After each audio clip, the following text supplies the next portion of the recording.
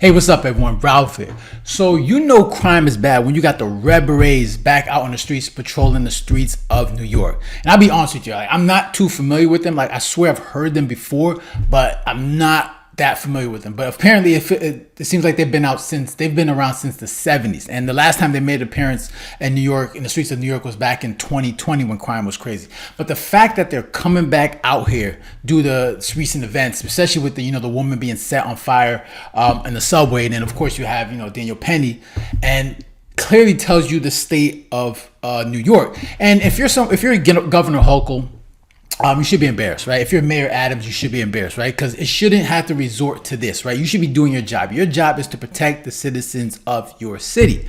And you have citizens coming out here having to do the jobs of, police officers, right? Not to say that police officers aren't there, but clearly it's not enough, right? They're not doing a good enough job to protect the citizens, right? You shouldn't have people being set on fire.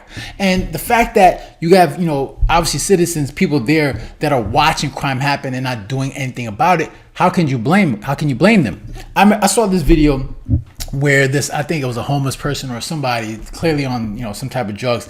Like, he goes up to a woman, grabs her by the hair, and he's just walking her down. Like, she's just holding her head like that, not doing anything, and people are watching. And can you blame them, right? Especially if you're a guy, like, you're watching this happen, you're worried about your safety too. You're worried about, like, if you do something, you do intervene, will you be charged with a crime, just like Daniel Penny? And these are not things that people should be worried about, right? Authorities should be doing the jobs where citizens don't have to do that. Like, if there's an opportunity where a citizen steps in, that person should be able to step in without having to worry about their life or worry about being charged with a crime for doing the right thing. And that's crazy. And that's the state of New York, where people just sit there and watch crimes happen.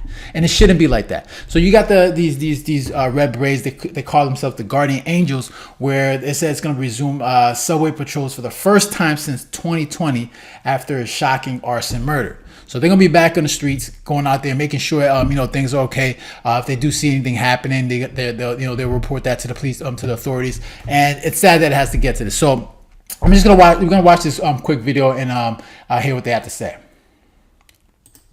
Well, in day and night patrols, 3-person patrols, we're all together. We're walking through the cars, which is something the police no longer do. Notice there are no mental health workers, there are no crisis intervention. They have all these fancy names. I never see them. And we spend millions of dollars on my day. Our job is, A, do a wellness check on a homeless person.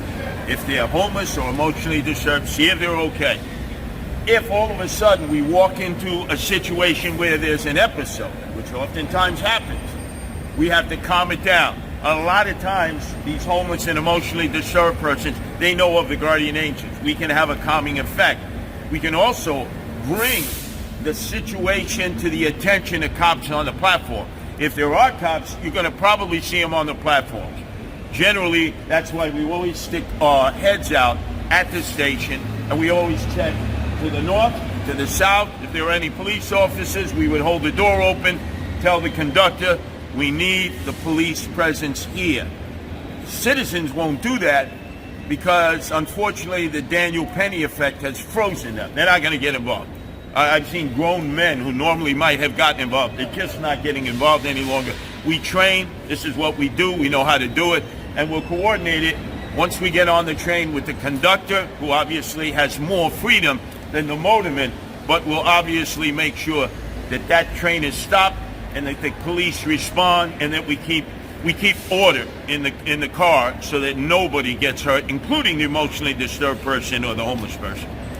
Will this deter crime in New York? I mean, look, who knows how much it will help, but it can't hurt, right? It can't hurt, right? To have people that are organized the way they do, they have experience when it comes to resolving conflict, being able to whatever protocols they have when they see a situation happening, it does at least bring a little calming effect to the people around there, to those that are riding the subway, right? Because obviously when there's just a certain presence of people that feel like that have an idea of what they're doing, it does bring some type of calm, right? And then if there's there is a situation, they can alert the authorities. But it's better than what it is now, right? Which is nothing, right? People are out there, being attacked by homeless people, by people that are stuck on drugs, and clearly this is not a situation that people want to be living with. People don't want to have to deal with this on a daily basis, okay? And it's sad that it gets to that point where you feel unsafe riding the subways, and that's just New York, right? And it's weird. It's so funny how they talk about how crime is going down in New York. Like, if you ask everyday citizens, that's clearly not the case. And you see all the reports, there's always a story coming out where there's just some type of issue, and obviously, if at least the fact that you got these people here walking the streets is hopefully going to bring help a little bit. Right, until you can find some way to resolve this issue, or maybe get Governor Hochul out there and bring somebody in that's going to bring, obviously he's going to be a deterrent. And they're going to be tough on crime, right? And obviously they have this homeless situation where they have to resolve that as well, because whatever they're doing now isn't working. Okay, so it can't be a bad thing. It can't hurt. And like I said, I'm not sure what level of authority they have, or what kind of what they're able to do in terms of assume authority, or maybe they just have to report stuff to the police, and maybe that's all they can do. But you know what? It's better than nothing. Okay, so all right, so they have this report on the New York Post, and so I'm gonna read a little bit of it. So it says the Guardian Angels are resuming their patrols of the Big Apple subways as if they were crime-riddled Gotham in 1979 after horrifying arson murder of the sleeping strap hanger on the train last week. Founder Curtis Sliwa said Sunday, the Red Beret wearing volunteer vigilante squad is beefing up its ranks to its level of 45 years ago. We're going to have to increase our numbers, increase the training, and increase the presence we did back in 1979, said Sewell. And it says, what it says, right? So we went from 13 to 1,000 members back within a period of a year, he said, because the need was there. The need is there now. Once again, we're going to step up. We're going to make sure we have a visual presence just like we had in the 70s, 80s, and 90s. Ever since last week's shocking slaying, hundreds of citizens have requested the Guardian Angels return to patrol the subway cars, Cyril claimed.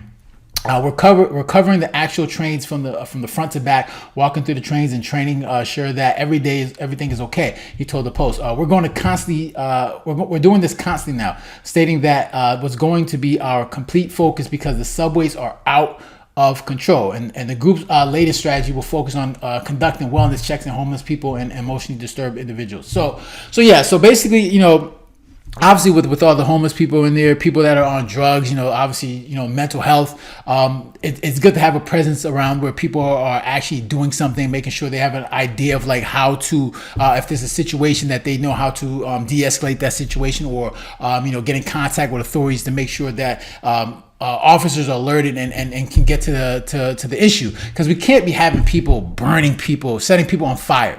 That just shouldn't happen in normal society. Okay, especially on a subway. Like, you can't just be how do you just do that? Like, how do you just walk up to a person, set that person on fire, and no one sees that? Like, what? Like, I don't even think the woman's even been identified yet. And the fact that this continues to happen is something that, obviously, there needs to be a leadership change, because clearly when you look at these places like New York, the amount of drugs, how unaffordable it is, like just living there is just it's not a great place to live. It's just expensive. Like they need to change leadership. Governor Hochul needs to go. Clearly that they need to change leadership, because they need new direction, right? Because whatever is going is just not working. She doesn't know. She has no idea what she's doing, and clearly there needs to be a tough on crime type of agenda where they need to clean up the streets. Okay, so hopefully this works. Like, I think they said they're gonna have a press conference tomorrow, so to see what they'll be doing and how this whole thing is gonna work. So it'll be good to see, right? Like, look, is it gonna help? Who knows, right? It's better than nothing. So interested to hear your thoughts. Make sure to leave a comment down below, hit the like button, share, and if you haven't done so already, make sure to subscribe. Right? So guys, take care and have a good one. Later.